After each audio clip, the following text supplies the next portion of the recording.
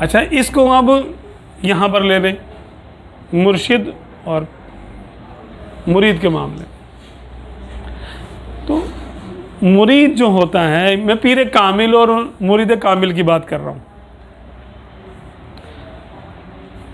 مرید کو یہ یقین ہونا چاہیے کہ میرا پیر جو ہے وہ پیر کامل ہے. اب یہ کیوں ہے؟ اللہ نے اس کو اپنا ولی بنا لیا. کیوں بنا لیا؟ اس کو اس وجہ کی جاننے کی حاجت نہیں ہے. یہ تو ہو سکتا ہے پیر صاحب کو خود بھی نہ بتاؤ کہ اللہ تعالیٰ نے اگر میری بخشش کر دی یا وہ مجھے بخشے گا یا اس نے اپنی دوستی مجھے عطا کر دی ہے تو وجہ کیا ہے اس کی، کون سا عمل ایسا ہے.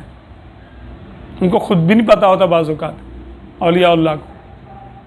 امام غزالی رحمۃ اللہ علیہ کا واقعہ نہیں ہے کہ آپ سے اللہ تبارک و تعالیٰ نے بات کی. اس واقعے کو ہم جو ہے پہلے بھی بیان کر چکے ہیں، پھر سن لیں اس کو کہ آپ کے اللہ تبارک و تعالیٰ سے آپ کی بات ہوئی انتقال کے بعد. آپ رب کی بارگاہ میں حاضری ہوتی ہے ہر بندے کی، اللہ سے ملاقات ہوتی ہے اس کی روح کی، وہ سب سے کلام کرتا ہے. تو اللہ تبارک و تعالیٰ نے ارشاد فرمایا اے غزالی میں نے تجھے بخش دیا ہے. پتہ کیوں؟ آپ نے عرض کی کہ یا میرے مولا کیونکہ میں نے 1000 کتابیں لکھی تیری دی ہوئی توفیق سے. فرمایا نہیں، یہ بات نہیں ہے. آپ نے اپنے اور اعمال بھی گنوائے کچھ جو آپ کی نظر میں بڑے بڑے عمل تھے کہ اللہ نے مجھے یہ بھی توفیق دی ہے، میں نے جو حج بھی کیا، میں نے یہ بھی کیا، ایسے معاملات میں نے کیے، واعظ و نصیحت کی، روزے رکھے. کوئی جو آپ کی نظر میں بڑے بڑے اعمال تھے وہ آپ نے عرض کیے. اللہ نے فرمایا نہیں، یہ وجہ نہیں ہے، ان میں سے کوئی بھی تیری مغفرت کا سبب نہیں بن سکا. عرض کی پھر مالک تو ہی بتا کہ تو نے مجھے بخشا تو ہے، تو کس وجہ سے بخش دیا؟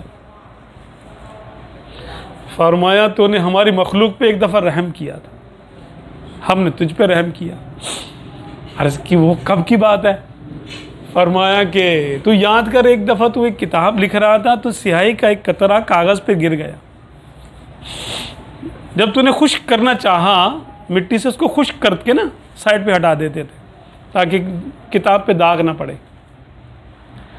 تو جب تو نے سیاہی کے قطرے کو خشک کرنا چاہا تو ایک پیاسی مکھی وہاں گھوم رہی تھی، وہ اس سیاہی کے قطرے پہ آ کر بیٹھ گئی اور اس نے اس میں سے پینا شروع کر دیا. تو نے اس پہ رحم کھایا اور تو نے کہا، اپنے دل میں سوچا کہ چلو یہ اپنی پیاس بجھا لے، اس کے بعد میں اس سیاہی کے قطرے کو ہٹا دوں گا یہاں سے. بس اس کو تو نے سیراب ہونے دیا، تو نے اس کو وہاں سے پیاس بجھانے کا موقع دے دیا، چلو پی لے. عمل کوئی کیا نہیں ہے بلکہ کرنے سے رک گیا. ایک تو نا مکھی کو جا کے پانی پلا دیا، یہ بھی نہیں ہے، اس سے بھی ہلکے درجے کا عمل ہے کہ بندہ اس کو کبھی گنے گا نہیں کہ یہ بھی میں نے کوئی نیک عمل کیا کہ نہیں کیا. تو اللہ تبارک و تعالیٰ نے ان کو مغفرت کر دی. امام غزالی رحمۃ اللہ علیہ، ان کے جیسا پوری امت میں ولی کوئی نہیں ہے ان کی ٹائپ کا.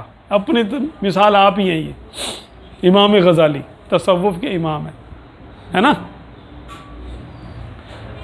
اب ان کی بخشش اس بات پہ ہو رہی ہے، ان کو خود بھی نہیں پتا کہ میری بخشش کس بات پہ ہو گئی.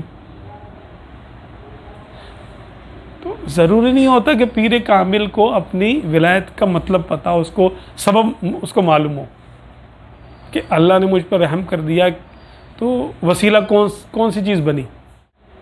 تو مرید کو یہ چاہیے کہ وہ اپنے پیر کے بارے میں یہ گمان رکھے کہ اس کا کوئی ایسا عمل ہوا ہوگا پتہ نہیں کب کہ اللہ نے اس کو اپنی ولایت عطا کر دی ہوگی. اب وہ عمل تو خود اس کے سامنے بھی ظاہر نہیں ہے تو میرے سامنے کب ظاہر ہوگا؟ یعنی جو عمل اس کا مقبول ہو گیا وہ تو سیف ہو گیا، خود اس کی بخشش کا باعث ہو گیا، اس کی ولایت کا باعث ہو گیا. اب وہ جب ایک عمل رب تعالیٰ اپنے رحمت سے قبول کر لیتا ہے تو بزرگ فرماتے ہیں کہ اللہ تبارک و تعالیٰ جس کا ایک عمل قبول کر لے حقیقی معنوں میں، پھر اس کے سارے گناہ بخش دیتا ہے اس کے. پھر اس کو کبھی عذاب نہیں دے گا، بلکہ اس کی معافی کی صورت بنائے گا کوئی۔ سے ملی تھی وہ سیری کو چادر، جہاں کیف سامان تھی روح غزالے، وہاں لے کے آیا ہوں کلیوں کے گجرے، وہاں لے کے پہنچا ہوں پھولوں کی ڈالی۔